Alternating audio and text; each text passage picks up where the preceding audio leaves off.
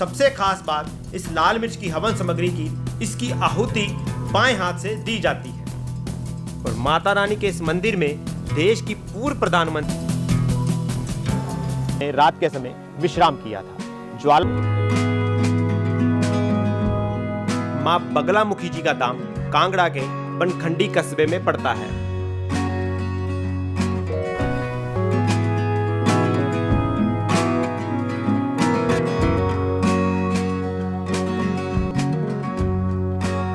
मां बगला पीला ही श्रृंगार है, यहाँ तक कि जो पंखे ऊपर लगाए गए हैं कई हैं।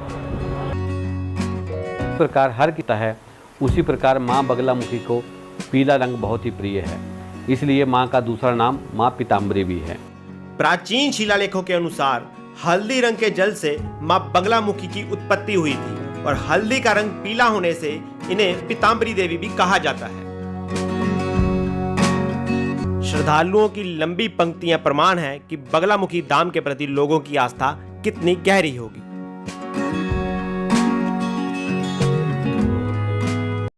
के दर्शन मां बगलामुखी का गर्भगृह है वो बहुत छोटा है, 5-6 लोग ही इस गर्भगृह में एक समय में आ सकते हैं। मां भगवती में है, उसकी एक तरफ भगवान शिव और दूसरी तरफ गणेश जी विद्यमान है और महाकाल मां बगलामुखी के भैरव कहलाते हैं। बगलामुखी को बगलामुखी क्यों कहा जाता है, इसके पीछे का इतिहास भी रोचक है। मां बगलास्त्र को पाताल लोक में जाकर छुपा दिया था। उस राक्षस को वरदान था कि ना तो उसे धरती पे कोई मार सकता है ना पानी में। तो जब ब्रह्मा जी ने मां भगवती का जाप किया तो मां भगवती की मां बगलामुखी के रूप में उत्पत्ति हुई और पाताल में जाकर उस राक्षस का दहन किया और वहां से वे शास्त्र जी को लौटा दिया। मां बगलामुखी को प्रसन्न करने के लिए हवन करना इस मंदिर की मुख्य गतिविधि है और रात्रि काल में बगलामुखी धाम में हवन का विशेष महत्व रहता है। मान्यता है कि मंदिर में किए गए हवन का फल 36 दिन के अंदर मिल जाता है। पूरे भारत में मां बगलामुखी धाम में अगर आप हवन करवाना चाहते हैं तो यहाँ पूरे मंदिर परिसर में जगह जगह पर इंक्वायरी ऑफिस बनाए गए हैं। यहाँ पर आप पूछताछ केंद्र में आकर किसी भी प्रकार का हवन, पूजा पाठ आदि के बारे में जो भी आपको मंदिर के बारे में जानकारी चाहिए यहाँ पर आकर आपको मिल सकती है। यहाँ पर नंबर भी दिए गए हैं।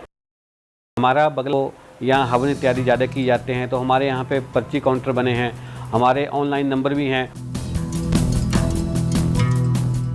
मां बगलामुखी धाम में हवन कराने का कम से कम जो यहाँ पर आके हमें पता लगा 3100 रुपया लगता है। जिस साधक को जिस तरह की पूजा करवानी होती है रेट उसी के हिसाब से कम ऊपर होते हैं। लंकापति रावण का भी मां बगलामुखी के साथ एक खास इतिहास जोड़ा जाता है कि आप बाहर मंदिर में देख रहे होंगे कि यहाँ का जो स्ट्रक्चर है वो काफ़ी प्राचीन है। कहते हैं कि ये मंदिर जो आदिकाल में रावण के द्वारा बनाया गया था। श्री राम ने भी दिया था जब उन्हें पता लगा था कि रावण की इष्ट देवी मां बगलामुखी है और इसीलिए ही श्री राम ने हनुमान जी को मां बगलामुखी के रक्षक के रूप में मां के द्वार पर रहने का आदेश दिया था।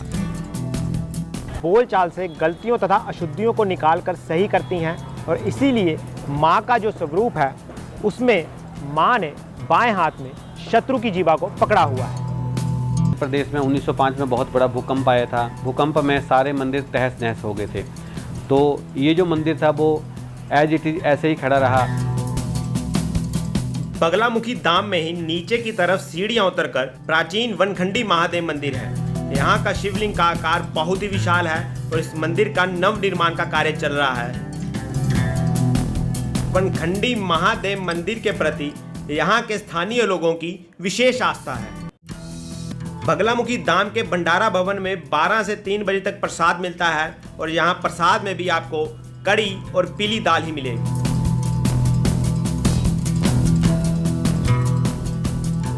तो ये था हमारा